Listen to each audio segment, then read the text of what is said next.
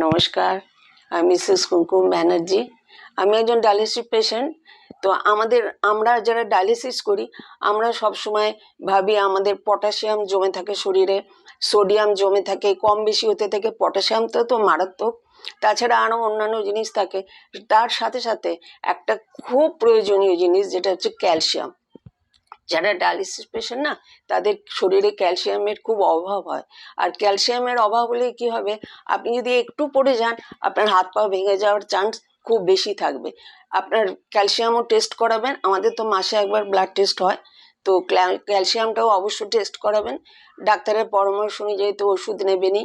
আমাদের dialysis centre একটা ছেলে আসে, বেশি বয়স না, খুব ফুর্তি ওর, একদম মানে পুরো হেলদি ছেলে, বেশি বয়সও না। আর ওর ব্লাড যেটা হিমোগ্লোবিন সবসময় 14-15, কোনোদিন আজ পর্যন্ত অনেক বছর হলো ডায়ালিসিস হচ্ছে, ওকে ইঞ্জেকশন নিতে হয়নি। কিন্তু সেদিন আমি বসে আছি ডায়ালিসিস করে, দেখছি ওকে হুইল চেয়ারে নিয়ে এলো, ওর পা ভেঙে গেছে। তো আমি ওকে জিজ্ঞেস করলাম কি করে হলো। বলছে আমি রাস্তা দিয়ে হেঁটে যাচ্ছিলাম, পেছন থেকে একটা মোটরসাইকেল এসে একটু ধাক্কা দিয়েছে, একটু পড়ে গিয়ে হাঁটুটা ভেঙে গেছে। মানে বুঝতে পারছেন তো, মানে ক্যালসিয়ামের ওর শরীরে খুব অভাব ছিল। ডাক্তার ওর ব্লাড টেস্ট করে বলেছে আর কি।